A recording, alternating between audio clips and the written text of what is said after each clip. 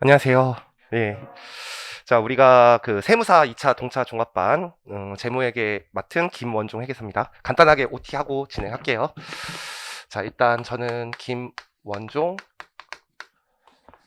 회계사고 다 저 강의 들었다고 하니까 소개는 안 할게요. 예. 그다음에 이제 첫 번째 어, 과목 소개 잠깐만 드릴게요. 세무사 동차반이고요. 재무회계 맡을 거고 세무사 시험에서 회계학 일부가 이제 재무회계가 들어가 있는데 100점 중에 60점 출제되고요. 보통 이제 유예반 같은 거 하면은 중급회계나 고급회계 내용 지엽적인 거 다 하고 그러면 27번 정도 하거든요. 그것도 다른 강사님들에 비해서는 조금 제가 덜 하는 편이에요. 왜 그러냐면은 숫자를 좀 외우고 강의를 좀 빨리 나가는 편이라 가지고 그렇게 하는데 동차반이니까 시험에 나올 거 위주로 강의를 할 거고 강의는 20회 할 거고요. 보강은 웬만하면 안 할게요. 보강하면 여러분들 세법학 꽈락 나오니까 알겠죠? 그래서 20회로 마무리 짓도록 노력 한번 해보겠습니다. 자, 일단 그렇게 하시면 되고 그 다음에 일단 교재 소개 잠깐만 드리면 다 제 강의 들었으니까 책은 다 가지고 있을 거고 일단 문제집이 하나 있어요. 해커스 세무사. 저희 학원에 재무회계 강사님들이 많아갖고 이름이 들어가 있을 거예요. 그래서 IFRS 김원종 재무회계 연습이라는 책으로 강의를 할 거고 요거는 2판입니다. 요 중에서 제가 풀어준 문제 위주로 공부하시면 될 것 같아요. 그렇게 하시면 될 것 같고 그 다음에 제가 필기가 좀 많은 스타일이라서 여러분들이 필기하면 시간을 많이 뺏기고 강의 듣기가 좀 힘들잖아요. 그래서 요약서도 갖고 있습니다. 그래서 해커스, IFRS, 김원종, 포인트 중급회계인가? 네, 맞죠. IFRS, 김원종, 포인트 중급회계로 강의를 할 거고 요거는 요약서입니다. 1차랑 좀 2차랑 다른 게 지금 밑줄이 거의 다 쳐져 있죠. 객관식 들으신 분들은 포인트 책에. 근데 2차 때는 이 포인트 책 중에서 실제로 필요한 건 그렇게 많지 않거든요. 그래서 체크를 좀 잘 하세요. 뭐 예를 들면은 밑줄 칠 때 옛날에 파란색으로 해놨다. 그럼 형광펜으로 2차 때 필요한 것만 그렇게 필기하시고 체크만 해두시면 돼요. 그래서 필기는 거의 할 필요 없습니다. 그래서 요거 가지고 풀 건데 공부를 하시는 방법이 계속 문제만 풀면 실력이 좀 안 늘거든요. 동차생이라고 너무 문제만 풀려고 하지 마시고 한 번은 요약서 읽고 그 다음에 연습서 풀었으면 좋겠어요. 왜냐하면 이 책에 있는 똑같은 문제는 출제가 안 돼요. 그래서 뭔가 하나가 항상 달라게 나와요. 그때는 이론이 강한 사람이 이기기 때문에 한 번 정도는 읽어보세요. 동차생이니까 제가 3번 읽으라는 말 못해요. 그래서 시간이 너무 부족하기 때문에 세무사 시험은 지금부터 몇 달 남은 거죠? 한 2달밖에 안 남았죠. 2달 조금 더 남았는데 그때 한 2회독 하면 끝날 거예요. 알겠죠? 그래서 그렇게 하시면 됩니다. 세 번째 공부 방법인데 동차 강의를 제가 진짜 오랜만에 하거든요. 유해 강의는 맨날 했는데 그래서 결석은 절대 하지 마시고 결석과 지각은 하지 말았으면 좋겠어요. 그다음에 두 번째는 이제 공부하실 때 시간이 없어요. 제가 시간표 봤는데 시간표가 너무 힘들어. 그래서 예습하지 마시고 예습할 시간도 없을 거고 그 다음에 수업을 들으시고 그냥 복습하는 걸로 공부를 하시면 되고요. 근데 제가 4시간 강의를 하면은 여러분들이 복습 시간이 좀 실력이 있으신 분들은 1시간에 끝나시는 분도 있고요. 2시간 걸리시는 분도 있고 단원에 따라서 1시간에서 1시간 반, 2시간 걸리는 단원들이 좀 있을 거예요. 그럼 8시간 수업이 있다고 하더라도 4시간은 공부해야 돼요. 동차하려면. 알겠죠? 수업 끝나고 6시부터. 그래서 되도록 수업을 듣고 그날 좀 복습을 하셨으면 좋겠습니다. 그 이유는 수업을 들은 다음에 그날 복습을 하면요. 복습 시간이 1시간 걸린다면 토요일 날 복습하면 여러분들이 복습 시간이 좀 3시간, 4시간 늘어날 테니까 어쨌든 그냥 지금 진도 나가는 거 각 과목별로 그날 배운 거 그날 복습하고 그 다음에 합격, 불합격은 생각하지 마세요. 회계사 동차는 진짜 힘드니까. 세무사 동차는 진짜 힘드니까. 그래서 그렇게 살다 보면요. 제가 뭐 한 30명 옛날에 좋은 학원 있을 때 이제 강의를 하면은 꼭 3명 정도는 그냥 붙습니다. 근데 그 학생들이 실력이 있어서 붙는 게 아니에요. 그냥 멘탈이 강해서 붙는 거예요. 알겠죠? 실력이 있다고 이 시험을 붙는 시험이 아니에요. 멘탈이 약하면 실력이 있는데도 실제 갔을 때 자기 실력 발휘 못하는 사람들이 되게 많거든요. 그러니까 그냥 지금 합격 불합격을 생각하지 마시고 그냥 그날 배운 거 그날 복습한다, 그 정도만 하시면 될 것 같아요. 그다음에 세 번째, 2차 때는 계산기로만 푸는 게 별로 그렇게 많지는 않거든요. 근데 이제 계산기 좀 지참하고 오세요. 혹시 빨리 푸는 방법 있으면 제가 계산기로만 푸는 방법도 알려주는 게 한두 개 있을 거예요. 1차 때는 되게 많은데 2차 때는 그게 필요가 없습니다. 왜냐면 한 문제에 다양한 요구사항들을 물어보기 때문에 정석풀이가 중요해요. 2차 때는 시간도 부족하지 않으니까. 그 다음에 이제 공부하실 때 2차 답안지에다 꼭 풀이를 하시고, 풀이를 하신 다음에 채점을 하시고 틀린 이유를 좀 적어 놓으세요. 그래서 이건 좀 보관했으면 좋겠어요. 아무도 안 하는데, 유해생한테 하라고 해도 아무도 안 하는데, 왜냐면 여러분들이 이제 이 시간이 끝나고 동차반이 다 끝나면 한 3주인가 밖에 안 남는 것 같아요. 그쵸? 근데 3주 안에 여기 있는 제가 풀어준 문제만 처음부터 끝까지 푼다. 그러면서 세법학과 원가회계랑 세무회계까지 다 공부한다. 그러면 이 책에 한 3분의 1 풀다가 끝나요. 그럼 그 뒤에 부분을 다 까먹게 돼요. 그러니까 2차 답안지를 이렇게 제가 풀어본 것을 가지고 있으면 여러분들이 맨 마지막에 회독할 때는 좀 쉬운 문제 같은 경우에는 문제를 읽고 내가 풀어본 방법을 읽어보는 거예요. 그러면 이 문제가 나왔을 때 이 형식으로 풀겠다, 그렇게 볼 수 있으니까 2차 답안지 갖다가 이제 틀린 이유 좀 적어서 보관했으면 좋겠고, 요 틀린 이유를 원래 한 3번 정도 풀어야지 이게 없어지거든요. 근데 동차생은 조금 힘드니까 2번까지만 풀려고 노력을 한번 해보세요. 그 다음에 답안 작성 요령인데, 옛날에는 이것도 자세하게 설명을 했는데요. 이게 제가 2010년도부터 세무사 강의를 시작했거든요. 회계법인 퇴사하고. 그래서 세무사 강의만 15년 정도 했어요. 근데 옛날하고 다른 게 뭐냐면 2010년도에는 유해생, 동차생, 그리고 공무원까지 합쳐서 응시생이 2,000명밖에 안 됐어요. 그러니까 만약에 여러분들이 답안 작성을 했어. 근데 거기에 물음 1번이 틀려서 그거와 연관된 문제들의 답이 다 틀렸어요. 그래도 부분 점수가 나갔어요. 왜냐면 채점을 할 수 있으니까 2,000명이면. 근데 지금은 작년 유해생이 거의 한 4,000명 되거든요. 그리고 공무원 시험 보시는 분들이 한 2,000명이 넘는 것 같아요, 제가 보기에. 그리고 올해도 제가 보기에 한 2,700명 정도 붙을 것 같아요. 그러면 거의 한 7,000명 정도가 응시할 거거든요. 그럼 채점 못해요. 그래서 지금은 제가 이제 들은 얘기로는 재무회계하고 원가회계는 그냥 답이 맞으면 점수가 나가고 답이 틀리면 그냥 빵점입니다. 그래도 충분히 꽈락 이상 나온 사람들 중에서 합격 인원을 충분히 만들고도 남기 때문에, 그래서 요즘에는 채점하기 쉽게 하기 위해서 분계도 잘 안 내요. 물론 나올 수 있어요. 그래서 어떤 한 요구사항을 주고요. 그냥 이렇게 나와요. 당기손익에 미치는 영향, 그리고 OCI의 기타 포괄손익에 미치는 영향. 그럼 만약에 이 문제가 재평가 모형이었다. 그러면 재평가 모형에서 당기손익에 미치는 영향은 두 가지죠. 계정 과목이. 감가비와 재평가 손실 뜨면, 그리고 OCI에 미치는 영향은 재평가 잉여금 이렇게 돼 있잖아요. 그러면 요게 답이 마이너스 100원이고 요게 마이너스 100원이다. 요것만 쓰셔도, 요런 다음에 이렇게 200원 써도 답 다 맞게 해줍니다. 아예 안 쓰는 건 안 돼요. 왜 아예 안 쓰는 건 또 안 되냐면, 그 시험지에 계산 근거를 쓰라고 돼 있어요. 근데 이거 이상으로 쓸 필요가 없다고요. 알겠죠? 그러니까 이렇게 간단하게 쓰시면 됩니다. 그리고 재평가 잉여금도 요게 100원이면 요게 그냥 100원이라고. 그래서 여기다가 각조 써놓고 이렇게 해서 답 쓰고, 이렇게 각조 써놓고 이렇게 답 써도 다 맞게 해줍니다. 알겠죠? 그래서 여러분들이 무언가 풀이 방법이 있을 거예요. 혹시 저한테 수업 들으셨었나요? 예, 아니에요. 그래서 이제 수업을 저한테 들으신 분들은 이제 문제 풀 때 뭐 산식 풀이 방법 있고 그림 풀이 방법 있잖아요. 뭘 써도 다 맞게 해줍니다. 그리고 회계 처리 쓰셔도 다 맞게 해줍니다. 그러니까 걱정하지 마시고 어떤 풀이 방법이든 쓰시면 되는데, 이제 문제가 하나 있는데, 이 세무사 시험이 3년에 한 번씩 60점을 전부 다 회계 처리로 뿌려요. 지금 한 2년은 회계 처리 안 됐다가 회계 처리를 한 번 60점 다 뿌렸다가, 또 2년은 회계 처리 안 냈다가 또 회계 처리를 다 뿌렸다가, 그래서 지금 6년에 2번은 회계 처리를 다 뿌려놨거든요. 그러니까 혹시 그렇게 나올 수도 있잖아요. 그래서 만약에 회계 처리를 공부 안 해놨다가 회계 처리가 다 나오는 문제가 나오면 빵점이 나올 수 있으니까, 제가 문제 중에서 주제별로 이제 문제를 뭐 동차생이니까 3, 4개를 못 풀어줘요. 동차생일 때는 한 2문제나 1문제 이렇게 풀어줄 건데, 문제를 풀어줄 때 회계 처리 해주는 문제가 있어요. 그러면 그 문제는 회계 처리 한번 해봐라. 알겠죠?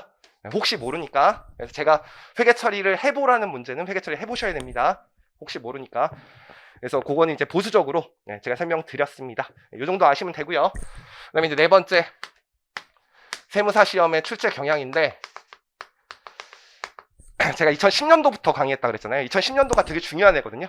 IFRS가 최초로 도입된 해예요. 그래서 분량이 갑자기 확 하고 늘어난 해죠. 그래서 우리가 60점이 나오는데 두 가지 방법으로 세무사 시험은 출제가 돼요. 첫 번째 문제는 뭐냐면 30점짜리 이렇게 두 문제, 큰 문제를 내는 거예요. 30점짜리. 이것도 최근 6년 중에서 두 번은 이렇게 출제가 됐어요. 그 다음에 이제 두 번째 출제 경향은 이렇게 내니까 여러분들이 30점이 현금흐름표 문제가 나왔어요. 근데 현금흐름표는 세무사 수험생들이 제일 못하거든요. 항상 제일 마지막에 있다 보니까 단원이 어려워서가 아니라 그러면 찍어서 공부한 사람이 붙을 수 있잖아요. 그러니까 요즘은 어떻게 출제가 되냐면 30점을 또 쪼개요.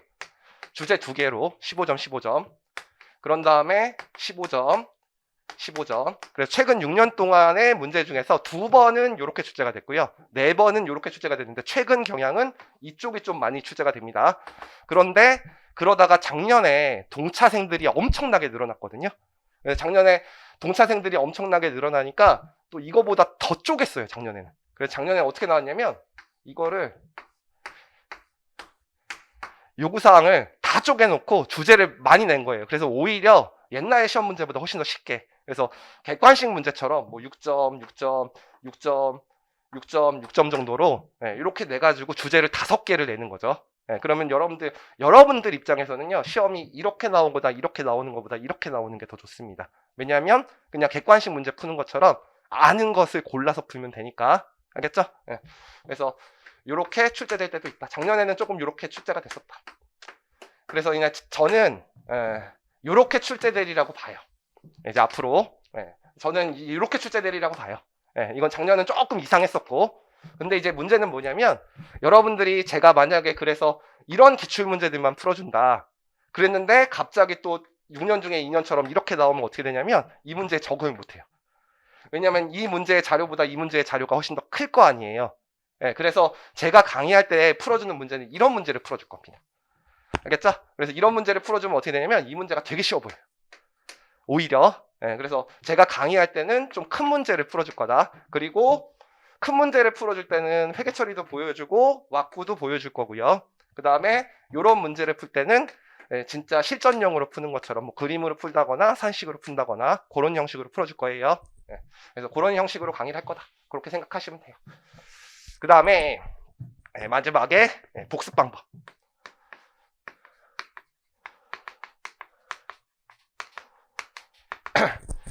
요 세무사 문제를 낼 때요, 제가 문제를 두 가지 형태로 만들었어요. 첫 번째는 이제 기본 문제고요. 요 기본 문제는 여러분들이 시험에서 꼭 가져가야 될 문제예요. 그래서 단원별로 기본 문제가 일단 있습니다. 그다음에 두 번째 고급 문제가 있는데 요 고급 문제는 조금 지엽적인 문제예요. 그래서 회계사나 또는 세무사 시험에 안 나왔는데 혹시나 나올 수 있는 문제들을 넣어놓은 거거든요.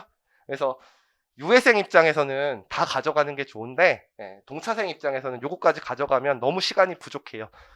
세법학 힘들죠? 강의 들어보니까 무언가 공부할 게 진짜 장난 아니게 많잖아요. 나중에 이제 외울 것도 많고. 그래서 여러분들이 가져갈 때는 제가 원래 동차반이나 유해반 할 때 기본 문제, 전 문제 다 가져가라 그러는데 가져가지 마세요. 여러분들 시간 없으니까. 그래서 제가 풀어준 문제만 기본 문제 푸시고 그 다음에 고급 문제도 아예 안 풀어주는 건 아니고요. 여러분들 시험에 나올 수 있는 거 한두 문제 풀어줍니다. 그래서 제가 풀어준 문제만 가져가셔서 원래 3회독 하라 그러는데 여러분 시간표 보니까 3회독 못할 것 같아요. 그래서 2회독만 하고 들어가자. 알겠죠? 요게 여러분들 동차생들은 이렇게 가져가면 될 것 같아요. 이거 이상 못해요. 알겠죠? 여기까지 하시면 일단 OT는 끝내겠습니다.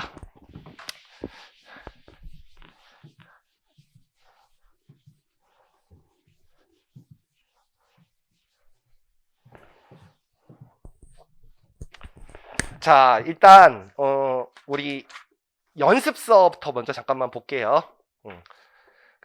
제 책은 중급 회계가 24단원으로 돼 있어요. 24단원. 근데 24단원 중에서 필요 없는 단원들이 좀 있어요. 세무사 시험과 관련해서. 이게 1차와 2차를 동시에 대비하기 위해서 제가 포인트 책과 이제 단원을 맞추기 위해서 강의할 때 이제 단원을 맞춰야 되니까 책은 이렇게 써놨는데, 첫 번째 1단원 보시면요. 1단원의 제목이 재무회계의 일반론이라고 되어 있는데, 이거는 한 번도 출제된 적이 없습니다. 2010년도 이후에는. 왜냐면 요즘엔 기준서 내용이 많기 때문에 약술형 문제가 나온다고 하더라도 기준서가 있는 단원에서 시험에 나와요. 그래서 지금 1-2페이지를 보면요. 기본 문제 1번이 있어요. 재무회계와 일반적으로 인정된 회계 원칙. 안 보셔도 돼요. 알겠죠? 그러니까 지우세요. 그냥 X. 어쩔 수 없이 만들어 놨고요. 단원 맞추려고. 그 다음에 이제 2단원이 있는데, 2단원은 여기서 시험 문제는 안 나오는데 세무사 시험에도 60점 중에서 약술형 문제가 60점 중에서 4점에서 5점은 매년 출제가 됩니다. 그래서 그 출제되는 내용은 암기를 하셔야 되는데, 제 강의를 들었으면 전 기본 강의 때부터 또는 회계 원리 때부터 약술형 문제가 뭐가 나온다고 다 찍어주거든요. 그래서 원래 제 강의, 객관식 강의를 들었으면 포인트 책에 이미 약술형 문제 2차에 나온다는 게 다 체크가 돼 있어야 되는데, 그런 분들이 별로 없기 때문에 지금 제가 동차 강의를 오랜만에 하다 보니까 그래서 제가 찍어주는 것만 조금 암기하시고 가셔야 돼요. 그래서 지금 2단원에 기본 문제 1번이 있잖아요. 그 기본 문제 1번 중에서 물음 1번하고 물음 2번하고 물음 3번만 보고 갑시다. 이거는 암기하시고 가셔야 돼요. 한번 읽어볼게요. 재무제표의 구성요소란 거래나 그 밖의 사건이 재무적 영향을 경제적 특성에 따라 대분류하여 재무제표에 나타낸 것을 말한다라고 돼 있죠. 여러분, 재무제표 구성요소가 뭔지 아세요? 재무제표가 뭔지 아시죠? 가장 주된 재무제표가 재무상태표랑 포괄손익계산서잖아요. 그럼 재무상태표의 구성요소는 자산부채 자본, 그리고 포괄손익계산서의 구성요소는 수익과 비용입니다. 그것을 재무제표의 구성요소라고 하죠. 그때 보고기업의 재무상태와 관련된 자산부채 자본, 이게 재무상태표의 구성요소, 보고기업의 재무성과와 관련된 수익 비용을 재무제표 요소로 정의하고 있는데, 이와 관련해서 다음의 물음에 답하시오라고 돼 있고, 이제 물음 1번은 암기를 하셔야 돼요. 재무제표의 구성요소 중 자산부채 정의를 4줄 이내로 기술하시오라고 돼 있죠. 필기는 하지 마시고 밑에 해답이 있잖아요. 해답에 키워드에 동그라미 3개씩만 쳐놓으시면 돼요. 일단 첫 번째, 우리가 자산의 정의가 있는데, 회계 원리에서 배웠지만 우리가 회계상 재무제표에 기록하는 것을 인식이라고 하는데요. 그 인식을 할 때 무조건 인식합니까? 아니면 재산의 증감 변화를 일으키는 사건만 인식합니까? 재산의 증감 변화를 일으키는 사건만 인식합니다. 그걸 뭐라고 하죠? 두 글자로? 거래라고 합니다. 그럼 거래는 과거에 일어난 사건이죠. 그래서 과거 사건의 결과라는 말이 들어가 있어요. 그렇죠? 첫 번째. 그 다음에 자산은 어떤 기업이 내가 소유권을 가지고 있어야 되죠. 이 소유권을 가지고 있어야 된다는 것을 우리가 뭐라고 부른다? 통제라고 부른다. 그래서 과거 사건의 결과 기업이 통제하고 있는. 그 다음에 이제 세 번째, 우리가 자산으로 인식할 것인가 아니면 비용으로 인식할 것인가, 그걸 구분하는 기준이 뭐예요? 자산의 정의죠. 근데 자산의 정의가 뭐다? 경제적 자원이다. 이게 개정됐어요. 옛날에는 미래의 경제적 효익이라고 불렀는데, 근데 이 경제적 자원의 뜻이 뭐죠? 경제적 효익을 창출할 잠재력을 지닌 관리라고 하죠. 그렇죠? 그러면 이제 우리가 경제적 효익이라는 걸 알아야 되는데, 효익이 뭐죠? 회계학에서는 돈입니다. 그래서 미래의 캐시플로우에 뭐를? 유입을 증가시키거나 유출을 감소시키는 능력을 말하죠. 그렇죠? 그래서 자산의 정의는 과거 사건의 결과 기업이 통제하고 있는 경제적 자원을 말하고, 경제적 자원은 경제적 효익을 창출할 잠재력을 지닌 권리라고 합니다. 요건 다 배운 거죠. 회계 원리든 아니면 중급회계든. 근데 이제 중요한 건 뭐냐면, 여러분들 시험에 이제 뭐가 나오냐? 여러분들 시험에 법인세 회계가 나온다.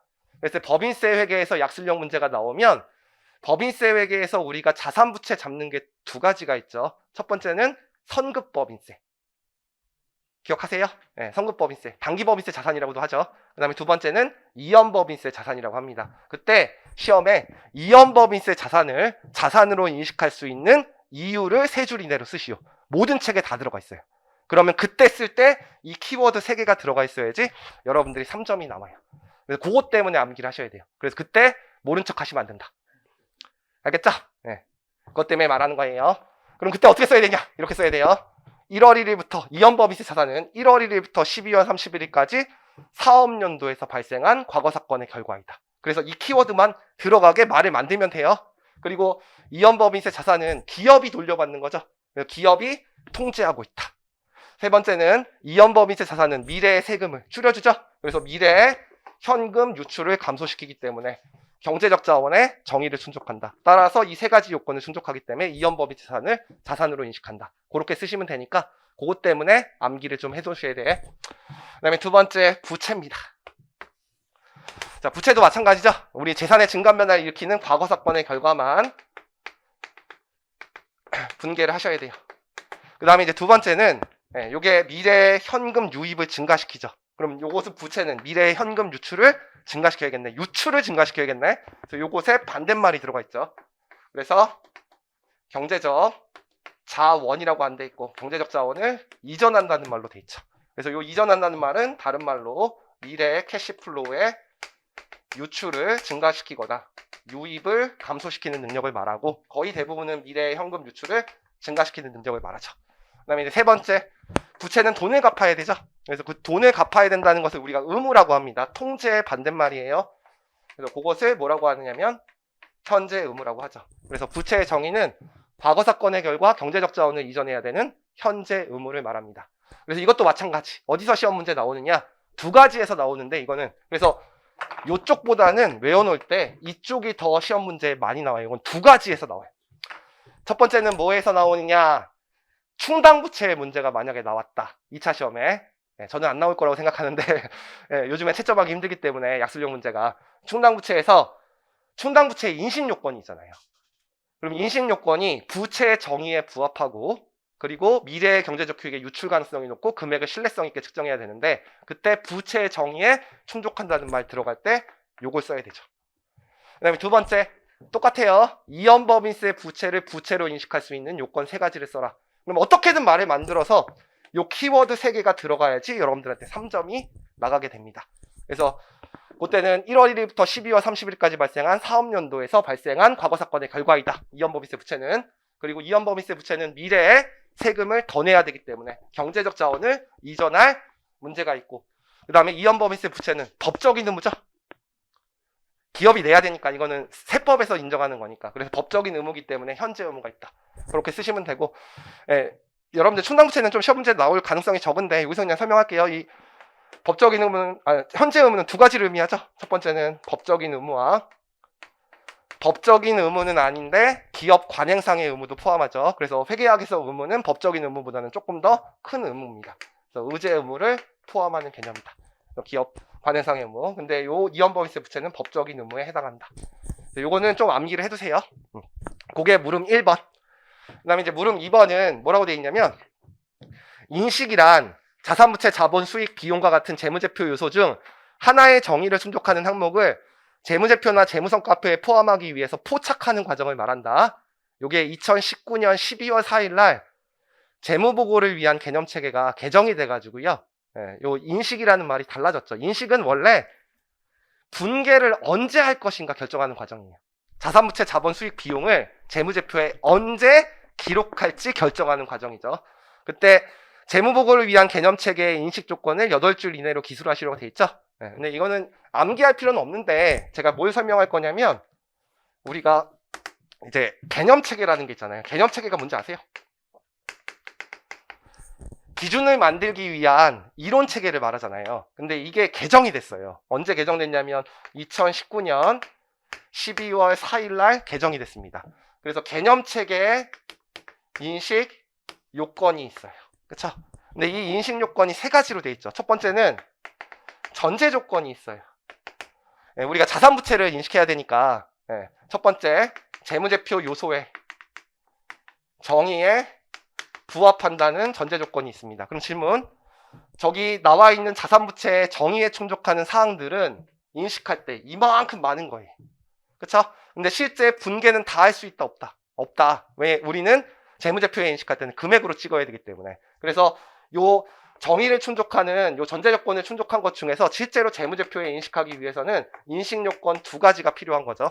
근데 요 두 가지를 인식 요건이라고 하는데 이 인식 요건이 소련말로 좀 변한 거죠. 그래서 첫 번째가 뭐예요? 정보 이용자의 의사결정에 차이를 발생시키면 인식해라. 그럼 차이를 발생시키는 능력을 뭐라고 하죠? 목적, 적합한 정보를 제공할 때. 그 다음에 두 번째, 우리는 금액으로 찍어야 되니까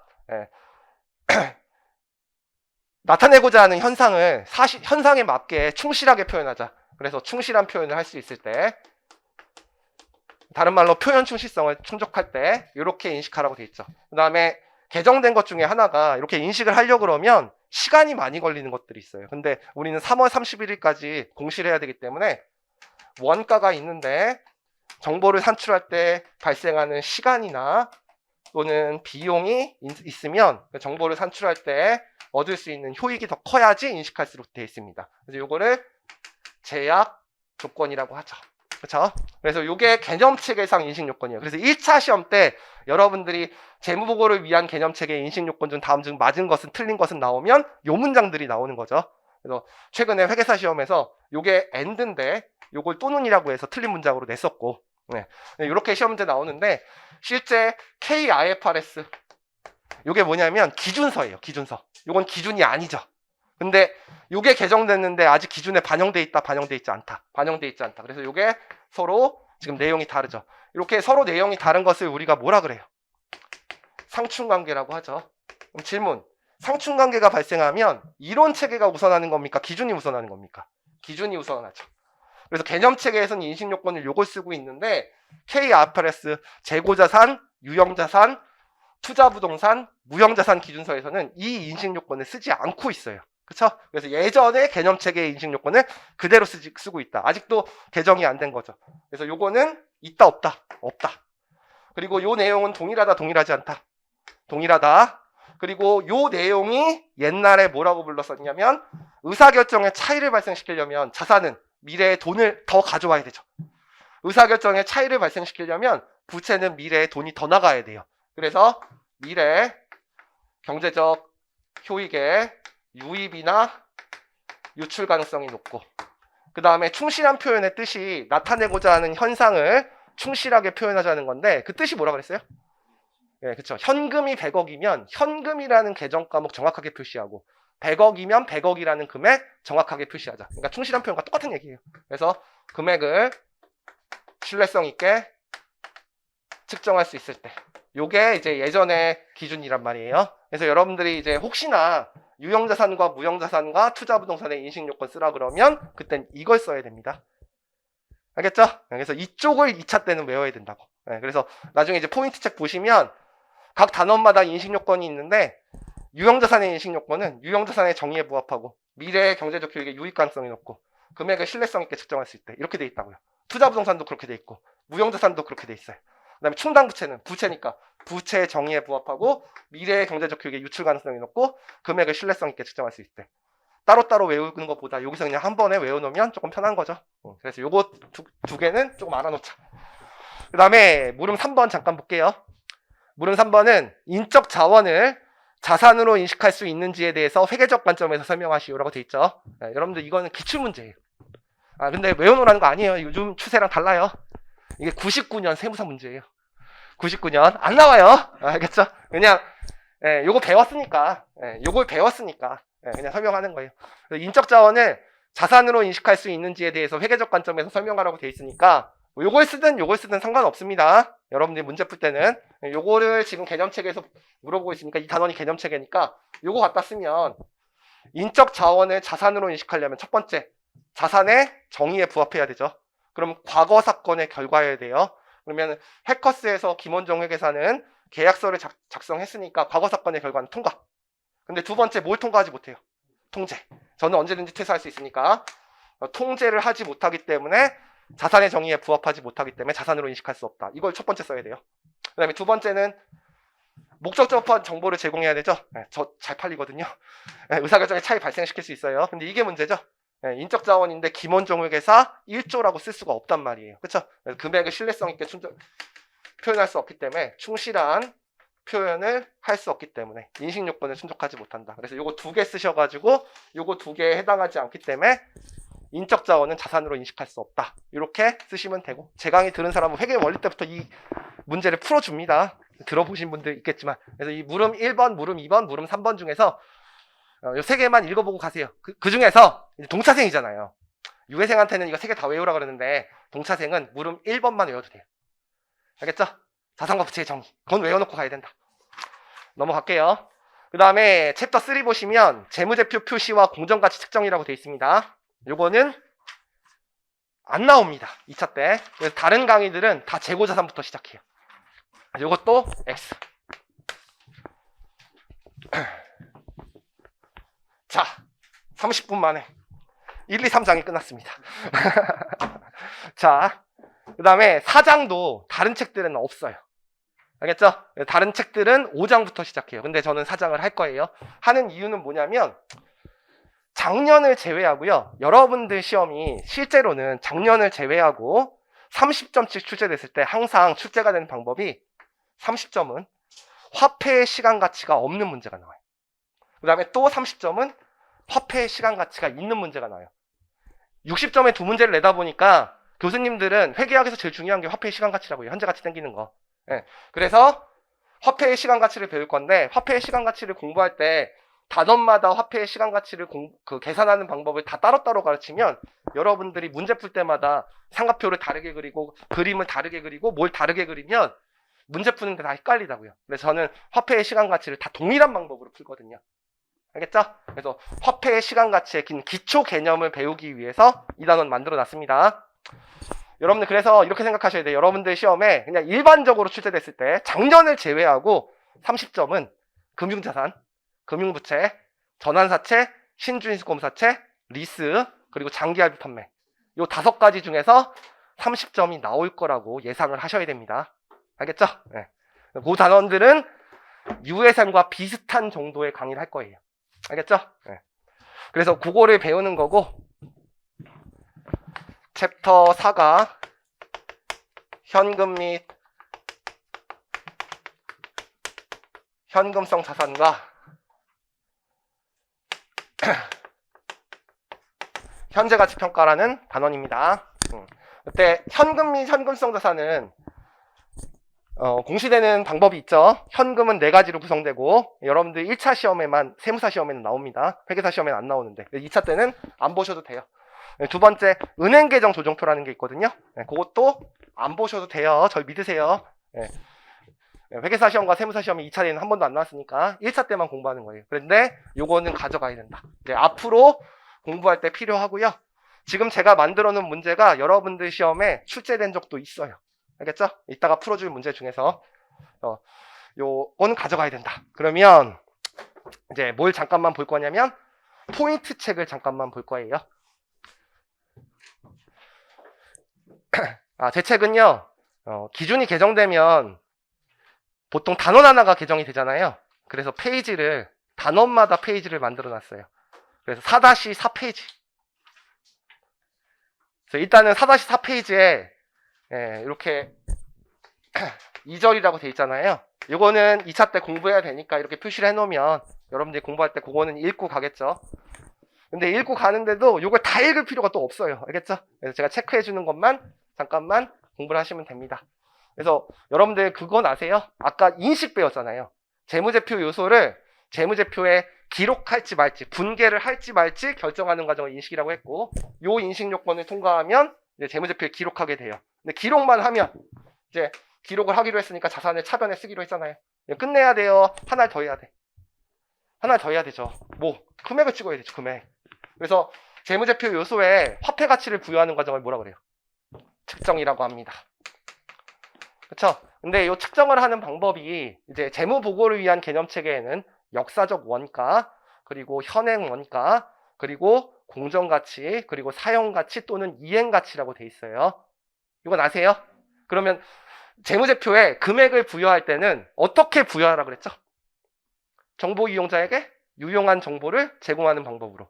그래서 자산은 그 보유 목적에 따라 측정해야지 정보 이용자에게 유용한 정보를 제공한다고 했습니다. 그래서 여러분들이 유형자산이나 무형자산은 정의가 1년 이상 영업활동에 사용할 목적이죠. 그럼 사용할 목적이니까 매각 금액이 아니라 역사적 원가로 측정하는 게 원칙이고, 그래서 원가 모형을 쓰는 게 원칙입니다. 그 다음에 우리가 자산과 부채의 정의에 경제적 자원과 경제적 자원의 이전이라는 말이 돼 있잖아요. 그래서 회계학은 현재를 대상으로 정의를 만들어 놓지 않았어요. 다 미래를 대상으로 해놨어요. 그래서 돈이 미래에 들어온다는 거죠. 그리고 돈이 미래에 나간다는 거죠. 그러면 자산부채의 정의에 가장 충실한 측정 방법은 뭐다?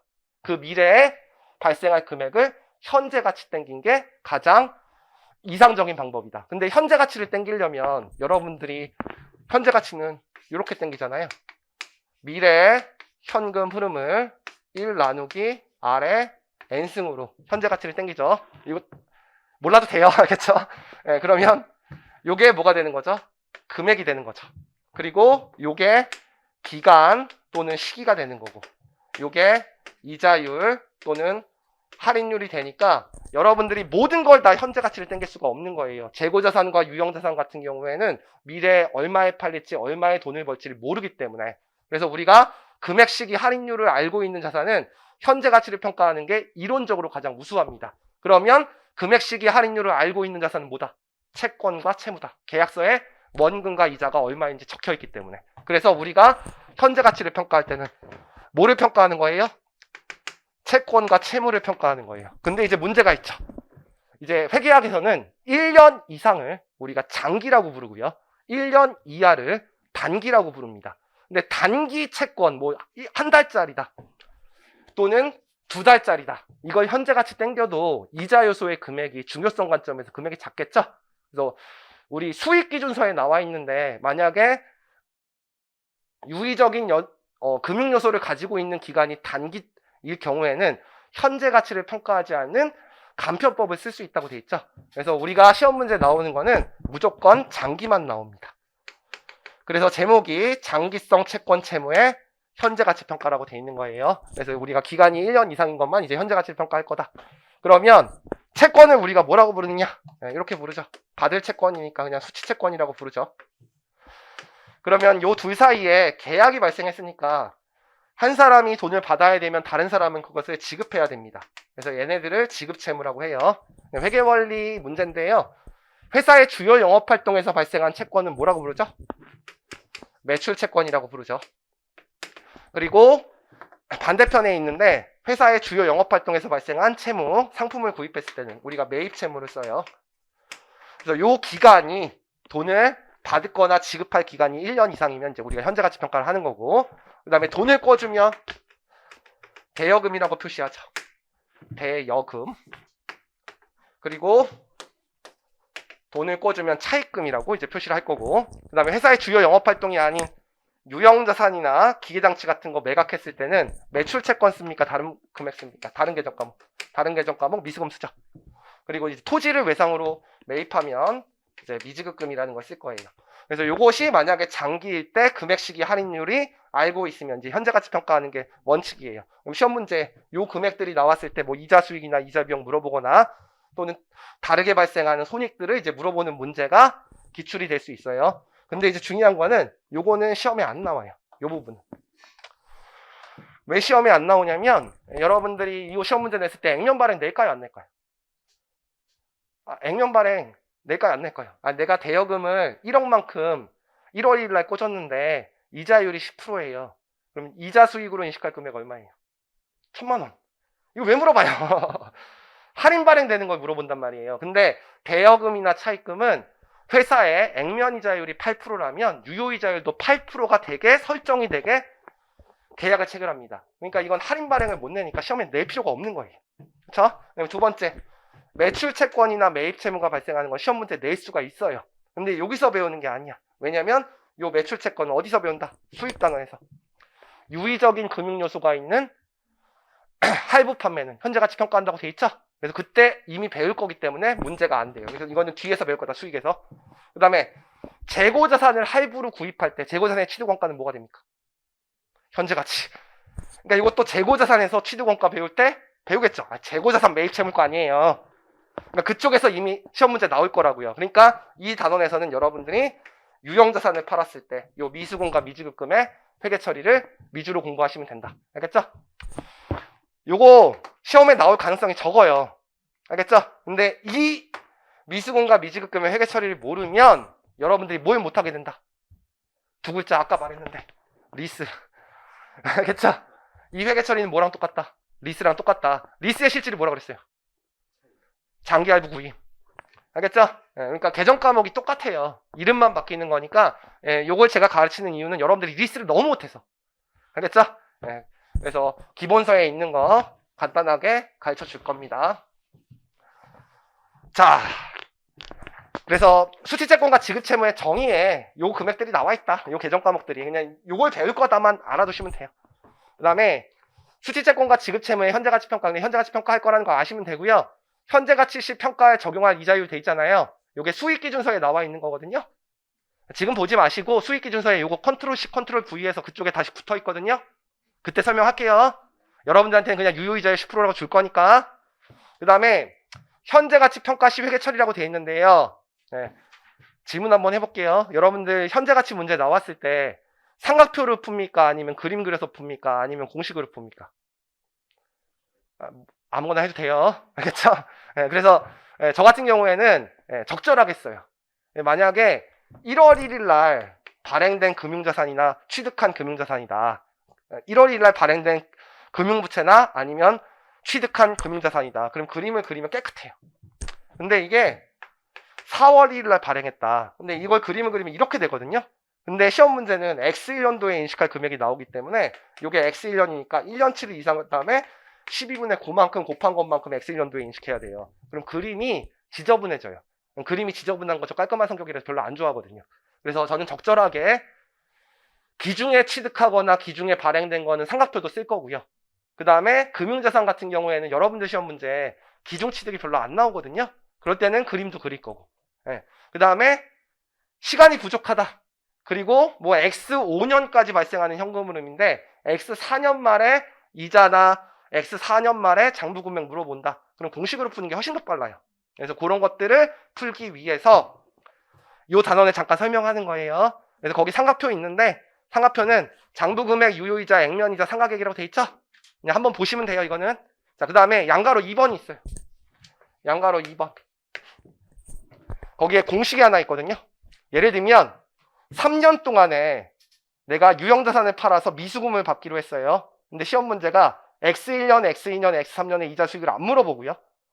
3년 동안에 인식할 총 이자 수익이나 3년 동안에 총 인식할 이자 비용을 물어봤다. 그러면 삼각표를 그려서 유효이자 3개를 더하면 시간이 너무 많이 걸리죠. 그쵸? 그랬을 때는 공식 하나로 풀 수 있죠. 미래에 받을 금액에서 현재 가치 뺀 게 내가 받을 금액과 내가 투자한 금액의 차이는 다 이자 요소니까. 그래서 거기에 총 이자 수익과 비용 인식하는 공식이 하나 나와 있죠.